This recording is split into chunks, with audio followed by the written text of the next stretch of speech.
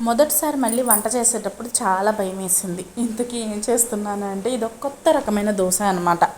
Actually ఇంట్లో దోస పిండి, ఇడ్లీ పిండి అయిపోయిందని పప్పులు నానబెడదాం అనుకున్నా. ఈలోగా చూస్తే చాలా రకాల పప్పులు కనిపించినాయి. అన్నీ విడివిడిగా అయితే దోసలు వేసుకొని తిన్నాం. రాగి దోస, సజ్జల దోస, అలసంద దోస అండ్ పెసర దోస. అన్నీ కలిపి ఎందుకు చేయకూడదు అనే వచ్చే థాట్తో వచ్చిందే ఈ దోశ రెసిపీ అన్నమాట. ఇందులో కందిపప్పు కూడా వేసాను, పచ్చిపప్పు అంటే పచ్చిశనగపప్పు కూడా వేసాను అనమాట.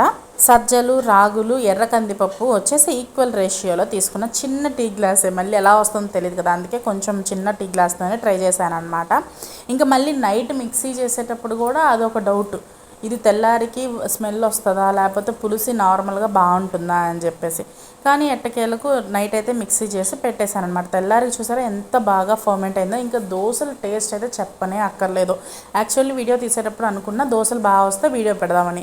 అంటే దోశలు బాగా వచ్చినట్టే కదా, ఇంట్లో వాళ్ళకి కూడా చాలా బాగా నచ్చినాయి. ఇందులోకి అయితే అల్లం చట్నీతో సూపర్ అంటే సూపర్గా ఉందన్నమాట. ఇంకా ఇది ప్రోటీన్ రిచ్. ఇందులో బియ్యం కానీ మనం మినపగుళ్ళు అస్సలు వాడలేదు. అన్ని రకాల పప్పులు తింటే మరి గ్యాస్ రాదా అంటే నానబెట్టిన వాటికి గ్యాస్ రాదు. అండ్ ఇది హెల్దీ కూడా.